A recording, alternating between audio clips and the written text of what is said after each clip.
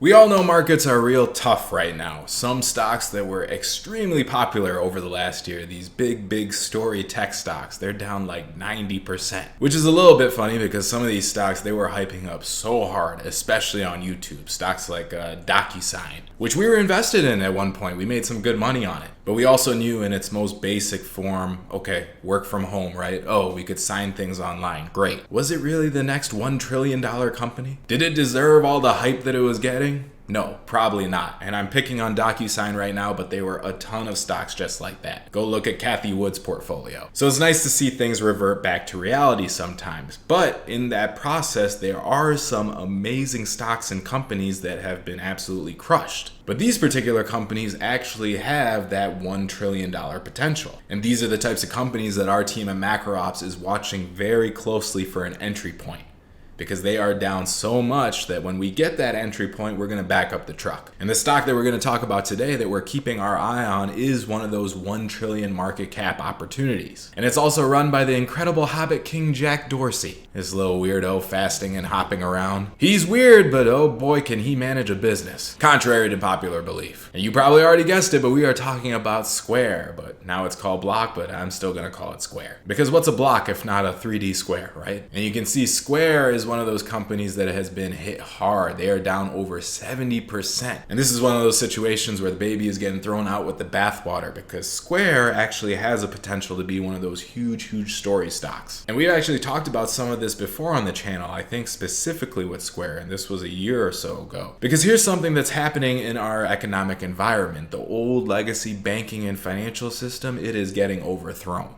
And thank God it is, because it sucks. And we're going to go over why in this, but the companies that are overthrowing it, those are the ones that have that huge $1 trillion potential. Square is one of those companies. And the nice thing about Square is that it's publicly traded. Because you know which company I like better than Square? Stripe. Another payment processing company that does a lot of the same things as Square, but they're still a private company. So Square is the best way to play this theme. The new financial institutions overtaking the old ones. And here's the thing, when you see such a revolutionary company like this down 70%, when we're saying here that they're literally the future of all our banking transactions, well then that's a big opportunity, right? And part of the reason they're down so much is because investors can't always imagine the reality that Square can grow into. So as better investors, as hopefully successful investors, what we want to do is imagine that alternate reality. That way we could stay one step ahead of everyone else. And that's really what investing is, especially when you're dealing with story stocks. I forgot which market wizard said it. Maybe it was PTJ, Paul Tudor Jones. But he said his job is to imagine completely alternate scenarios, and that's what makes him money. He needs to know something that the rest of the market can't see. So that's what we're going to talk about today. And of course, all our research is coming straight from Macro Ops, our global macro research and consulting firm. So what we see is an opportunity for Square to close the loop on consumer and SMB financial services. And SMB stands for small and medium businesses. So there's two sides to banking, right? There's businesses that use banks for credit and financing and things like that. Then there's consumers that use banks for their checkings and savings accounts to get loans and things like that. Two large parts of the financial ecosystem. And Square has their hands in both. So there's a real opportunity to close the loop between those two sides and really make a profit out of it. So if they are able to close that loop, which we think they will, we're talking about a potential doubling to tripling of their ARPU over the next 5 to 10 years. And ARPU is average revenue per user. This is kind of what you use to evaluate tech companies. How much money are they making per person or per customer or client that they have? And they have a shot at that $1 trillion market cap enterprise. So first, let's talk about their B2B side of the business, their business to business side. So all these small and medium businesses that they're servicing. What makes them so much better than a legacy bank? Well, it's pretty simple. It's the same story with every tech company. What they do is they take an old process and they make it faster, easier, and more efficient. And that's exactly what Square did with banking. And this is going to sound really simple to do, but it is not. Banking regulation is a pain. It's very difficult to do what they did, especially with the legacy banks like JP Morgan fighting as hard as they can to keep those barriers up. So really dense regulation and red tape that makes it difficult for everyone to do business, that's only good for the incumbents, the ones that can afford it. And they'll fight tooth and nail to keep that stuff in place so that they can get less competitors into the market. They don't want that competition. They want people to stay out. out. So when we talk about Square here and what they've done, just remember, it was very difficult. So let's take a simple process like opening a bank account. What's the difference between a legacy institution and Square? Well, with a legacy institution, you got to drive to the bank first of all. You can't call, you can't do it online, okay? I've tried. Even when you have a business with that bank already. Let's take Chase, for example. You have a business banking account with them, you have a personal checking account with them, you want to open a new business account. Can't do it over the phone, can't do it online, you got to come in and look at them in the eye. That's how they like it, in their tiny little cubicle offices. So you tell them, okay, I need to open up another bank account for my second business. I already have a relationship with you guys, I got a bunch of accounts with you. They look at you and say, you might, but let's start this over. Give me all your paperwork. So you got to give them all the paperwork for the new stuff, even though it's almost the exact same paperwork as all the old stuff. And then it takes a few weeks, and if you're lucky, you'll get approved. And you might be thinking, what? Why would you need to get approved again? You already have 2 bank accounts with them. I thought the exact same thing, but it turns out you can get rejected anyway. And that just happened to us recently. We were trying to open up a new business bank account, and we could not get through the bank that we already use for 2 of our other accounts. It was very sad. We had to go to a different bank, and actually that bank rejected us too. We had to go to a third bank. And I'll tell you right now, our credit is just fine. And the paperwork that we had to do over and over again, it was terrible. But now a company like Square has their own business accounts you can open. So let's see how easy that is. All you gotta do there is log into the Square dashboard. Select which bank account you want, checking or savings. Confirm that all the information is correct, because thankfully Square already has all your information, and not in a bad way, not in like a Facebook way, but in a good way, because you gave it to them, because you're trying to do business, you're trying to make your life easy. Then wait literally 3 to 5 minutes to receive, hey, you now have a bank account. That's it. That's all you do with Square. It is that easy. And you think, like, why is it so difficult with Chase? Like, why can't they do something like that? Or Wells Fargo? A former Cash App finance manager explains it. He says the rails in those institutions don't talk to each other. So if you're applying for a credit card at a bank, which you already have a savings or checkings account at, that information doesn't transfer because of the way it's coded. The technology just isn't there, and they haven't updated it either. That's why they gotta look you in the eye when you're trying to open something up to see if you're a real person. And this isn't easily fixed because that code is in place and all the guys who did it are retired at this point. So it's a mess every time you try to do something new at a legacy bank. And not even new, just like, let me open up a credit card. No, you can't. Same thing happened to my girlfriend recently. She was opening up her business, could not get these legacy banks to accept her.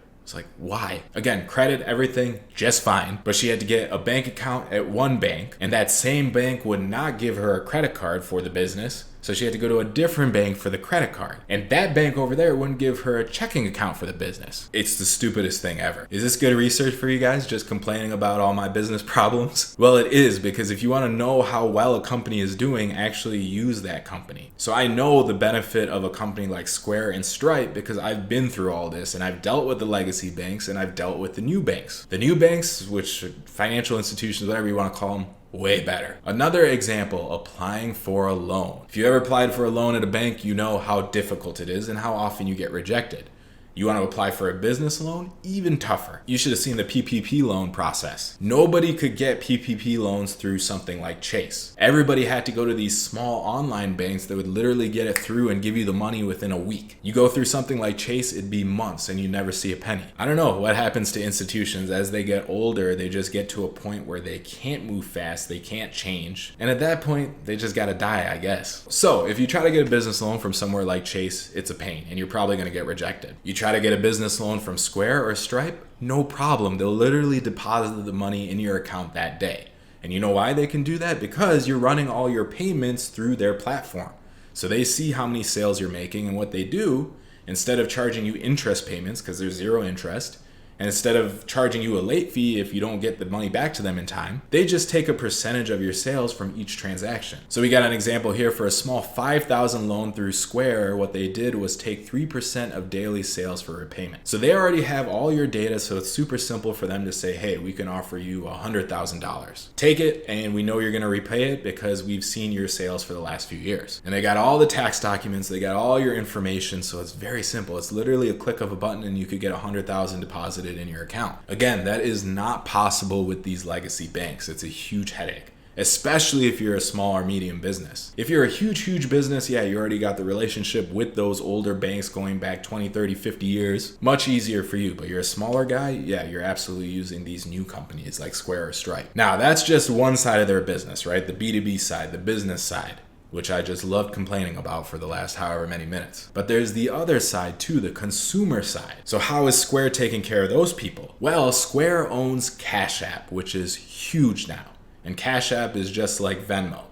You may not know about Cash App because it's mostly used by underserved people. These are people that are lower income, don't have credit, and can't really be served by the legacy banks. Because the legacy banks have all these overdraft fees. They want you to keep a certain amount in your account at all times. It's very difficult for someone who's living paycheck to paycheck to follow those rules. So in comes something like Cash App, which again was originally like a Venmo where you could send money back and forth, but then they added a bunch more features where it's a full service bank account now. You can get your direct deposit directly into Cash App. You can use Cash App to use that direct deposit to buy crypto or stocks. You can even pay your taxes from Cash App. So think about how useful that app is for the underserved population. And I keep saying underserved, but we could call them underbanked. The first time I heard about Cash App was on Black Twitter. That's where people were talking about it. And then I started seeing rappers giving out money through Cash App. They're like, put your hashtag on this thread and I'll send you $50. So it was a great way to transfer money, especially through the pandemic. And it was funny, on those rappers' threads, sometimes I would see Jack Dorsey drop on and he's like, yeah, I'll give you all $50 too. I wonder if that little hobbit listens to Ty Dolla $ign. I bet he does. But there are many people that are underbanked, and Cash App gives them access to all these things that they should have had access to already. When people talk about financial institutions being racist, this is kind of one of the ways that they do it. It gets a lot worse, but this is part of it, which is why it's nice to have this technology really even the playing field. And I got one more complaint because this is crazy too. Something like direct deposit. Direct deposit is you get a paycheck and it goes into your checking account right away, right?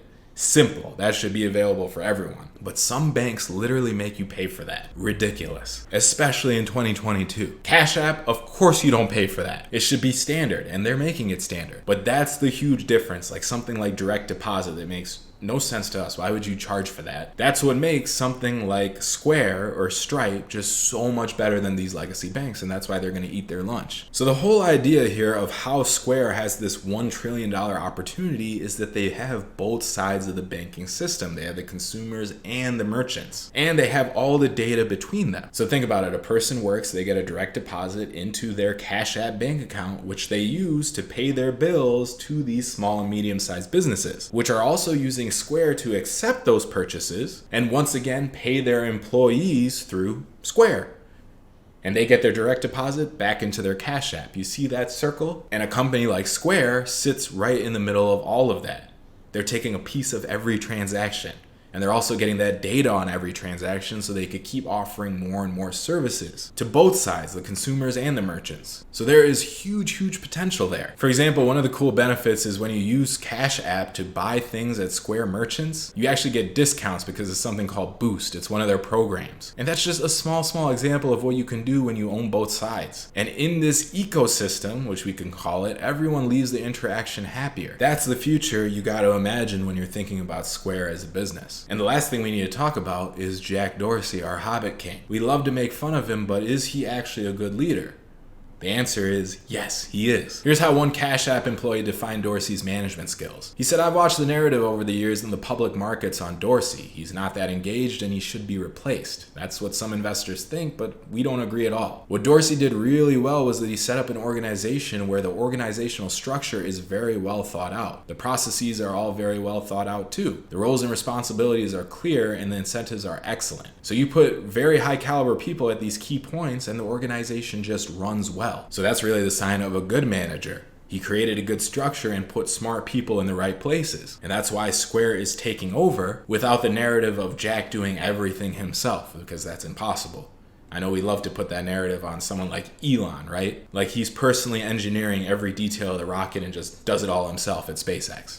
but he doesn't, obviously. And Square is a huge company, but they still move like a startup. This structure is working. Look at their product launches each year. It's crazy. From 2009, just 10 years to 2020. Look at what they're doing, and they're not going to stop. Because again, when you create that ecosystem, you have all the data and all the customers, and you can keep creating these unique products that you're not going to get anywhere else. And like we said, this thing is down over 70% right now, which is wonderful for us because we're about to scoop it up at a discount. Now, of course, you don't want to buy it just yet because it doesn't make sense trying to buy something in a downturn. But when it eventually starts to form that base, and when the market stops falling, that's when we'll really be buying a lot of shares. And speaking of the market, if you want to know what's going on, make sure you check out our latest market review. I'm going to put a link to it right here. And in that video, you're going to see that we might be near a bottom, but we got to see a few factors before we can say that. Otherwise, we are in for some more painful markets, many months of it. And in that case, we'll just be waiting on buying Square. So make sure you check out that video right now, and I'll talk to you again soon.